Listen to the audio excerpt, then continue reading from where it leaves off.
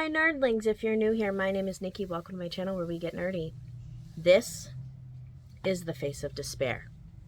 Because I have already filmed this video and 3 other videos this morning. And then as I tried to transfer them from here to computer to edit, I lost them. And I couldn't retrieve them. So, fun, I know, but I at least have to redo this one because it's the weekly update. So it goes up tomorrow. Weekly update. The video where we go over what I have read, what I'm currently reading, what I'm reading next, and what trash TV has consumed my life. With that being said, over here, I have the laptop up where I have CAWPILE.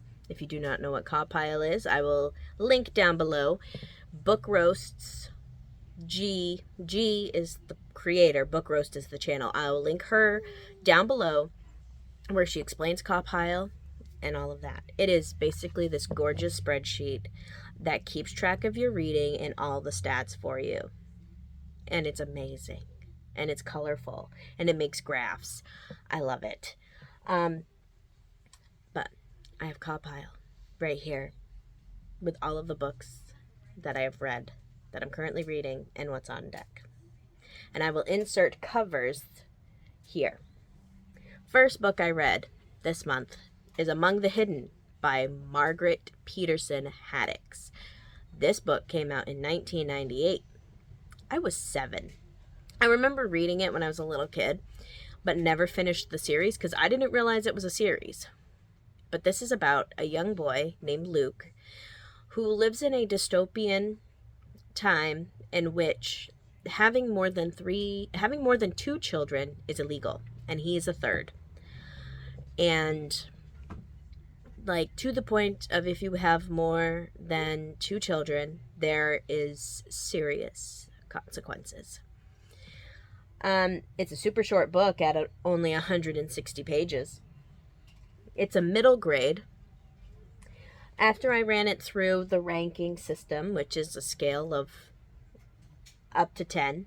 I don't know if you can give zeros, technically. I've never tried. But it goes up to 10. You can rank characters, atmosphere, writing, plot, intrigue, logic, and enjoyment. So, CAWPILE. Scale 1 to 10, 10 being the best, 1 or 0 being the worst, because I don't know if you can do zeros. But anyway, Among the Hidden got a raw rating of 7.71, which works out to a 4-star. The only issue I really had with this book is it is a hell of a lot darker than I would expect for a middle grade. That's it. It was really dark and kind of short. Like, she probably could have taken the 5 books and put it in 1. She didn't need 5 separate books. But it is what it is. Second book I read is Cultures of the World, South Korea. This was a library book. This is a children's book. But I was curious because I like learning other cultures. So I figured why not? Since I'm reading a different South Korean, a book by a South Korean author, I figured why not learn a little bit about the culture. The only downside is it's the type of nonfiction that reads like a textbook. That was my biggest qualm with it. Sitting at a whopping 131 pages. Middle grade-ish age. It was published in 2015. Raw rating was 7.29, which is a 4-star. Being downside, it reads like a flippin' textbook. Next, I read Zatanna and the Ripper. It is a comic I found on Webtoon by Sarah Dealey, put out by DC Comics. It is about a young girl magician who somehow is transported back in time during like the era of Jack the Ripper. I can't remember exactly the whole synopsis, but that's just the basis of it. Okay. There's really no pages to it because I mean it's just a comic, and it's a web comic, so like there wasn't pages. It's started in 2021 and it's ongoing. Raw rating was 6.71, which works out to a 3-star, or if you do half stars, a 3.5 star. It was really just the first volume, so there wasn't much story to it, so you like didn't really get a whole bunch from it. I'm interested to keep reading it. That's point one. Point two, the artwork is beautiful. So that's that. Next, I read Fairest of All by Serena Valentino. This was a buddy read with my friend Michelle. In December, she texted me, "Hey, do you want this to be our next buddy read?" And I'm like, "Yeah, sure." And then, so I put a request in at the library to do an interlibrary loan. And the next day, Michelle texted me, so I finished it. Okay. Just give me time to get my interlibrary loan and I'll still read it and we can still discuss it. But yeah, apparently she liked it.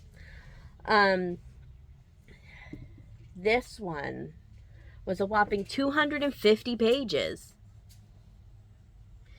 I think it might be the biggest book I read this month.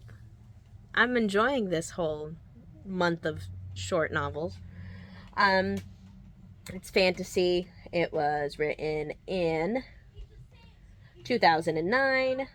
After running it through CAWPILE, raw score is 7.57, which is 4 stars.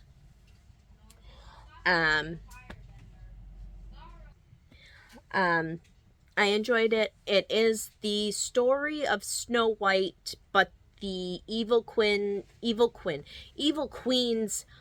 origin story, if that makes sense. This is a series that I am going to be continuing with Michelle. The next book in it is The Beast Within, which I am going to be getting on my Kindle because it's on Kindle Unlimited. I didn't realize that I could get them on Kindle Unlimited, and I kept waiting at the library, but now it doesn't matter. So, that is what I have read for this month already, which I'm super proud of myself. Like, I mean, that's 1, 2, 3, 4 books. Well, okay, 3 books in one comic, but still, that's a lot. What I'm currently reading is Will My Cat Eat My Eyeballs by Caitlin Doughty. This is a nonfiction book written by a mortician that she takes common questions she gets from kids and explains the answers to them, and it is hilarious. I'm thoroughly enjoying it. Apparently, there's no protocol as to if an astronaut dies in space. I learned that from this. It's fantastic to think. But yeah, there's all kinds of other questions like first question, will my cat eat my eyeballs? Another one is grandma wants a Viking funeral, things like that. If I eat a bag of popcorn kernels, will they pop while I'm getting cremated? Random little kid questions. And so I'm enjoying it.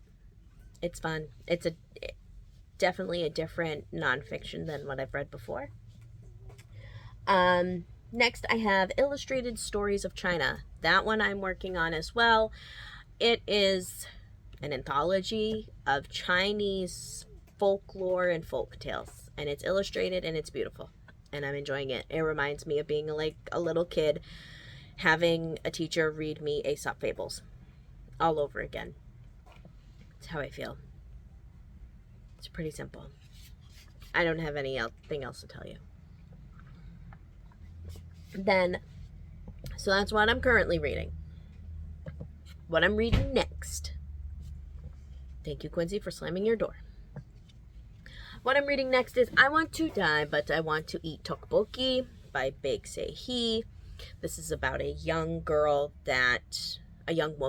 that is going through some mental health problems and is seeing a therapist. She records them and then like transcribes them and then does like a little mini essay after each session to like reflect on it. So there's that. I did learn that this is going to have a sequel that is currently published, just not in the United States. So I gotta wait impatiently because I like reading series together. I don't like waiting for them. That is why a bunch of my books that are series, I've read the first one and I haven't read any further because I like to binge them. It's like one of my toxic traits that I need to have all the books before I read it, because what if I don't even like the first book? But oh well. That's what's on deck. And probably also The Beast Within by Serena Valentino as the next buddy read with my friend Michelle. That is obviously the Beast's origin story for Beauty and the Beast. That one. Yep. So, next. What I'm currently watching. Other than the typical booktubers that I normally watch, I was on TikTok and somehow got on Sister Wife Talk. I don't know how, but somehow I did. And then I got invested. So I started watching Sister Wives. And it's pulled me in, and it's just... Not that I'm saying that their lives are trash or that polygamy is trash. Just reality TV is like a cheeseburger. Like, it's good when you have it, but it should be consumed sparingly. Yeah. So that's what I've been watching. And reading and going to read. So, yeah, that was our weekly update. The first one of 2023. Holy shit. But remember, until next time, you are loved and you are valid.